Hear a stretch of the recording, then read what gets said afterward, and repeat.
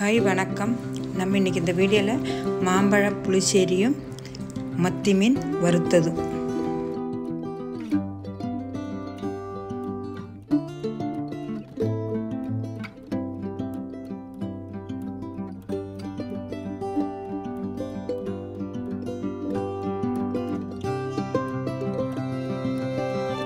மாம்பழம் வாங்கும்போது இதே மாதிரி சின்ன சைஸாக மாம்பழத்தை வாங்கிக்க வேணும்.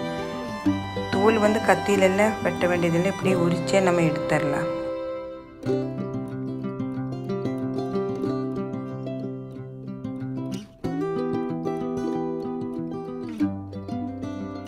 நம்ம காரத்துக்கு மிளகாத்தூள், மஞ்சத்தூள், தேவையான அளவுக்கு உப்பும் போட்டு கொஞ்சமாக தண்ணி ஊற்றி நம்ம இதை ஃபஸ்ட்டு ஸ்டவ்வில் வச்சிடலாம்.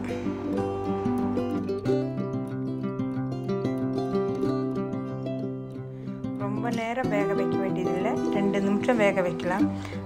அதுக்குள்ளே நம்ம இதுக்கு வேணுங்கிற தேங்காய் அரைச்சிடலாம். அரை மூடி தேங்காய் எடுத்து அதை நம்ம துருவி எடுத்துருக்குறோம். அதில் 1 டீஸ்பூன் சின்ன ஜீரகம் சேர்த்தி, இதில் நம்ம தண்ணி ஊற்றுறது கிடையாது. இதுக்கு தேவையான அளவுக்கு ஒரு 1.5 கப்பு கெட்டி தயிர் இது கூட நம்ம சேர்த்தி நல்லா நெய்ஸாக அரைச்சி எடுத்துடலாம்.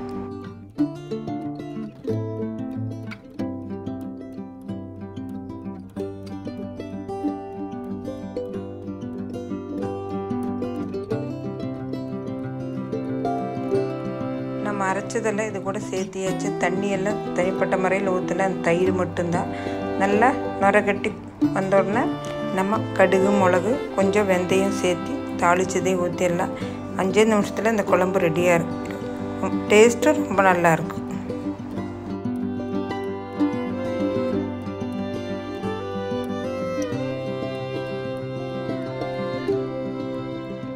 மத்தி மீன் எல்லாம் க்ளீன் பண்ணி நம்ம ஸ்ப்ரெட் போட்டு எடுத்தாச்சு. இதில் மிளகாத்தூள், மஞ்சத்தூள், குருமிளகுத்தூள், தேவையான அளவுக்கு உப்பு,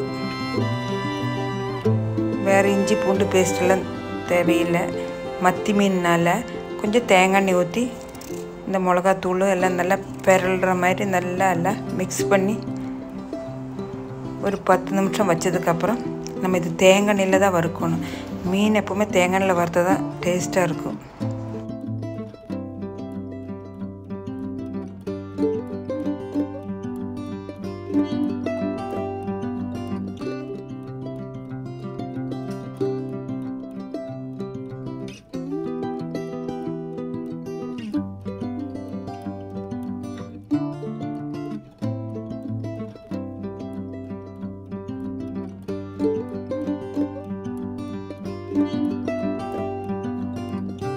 இந்த வீடியோ உங்களுக்கு பிடிச்சிருந்தா லைக் பண்ணுங்கள், ஷேர் பண்ணுங்கள், மறக்காமல் சப்ஸ்கிரைப் பண்ணுங்கள். தேங்க்யூ.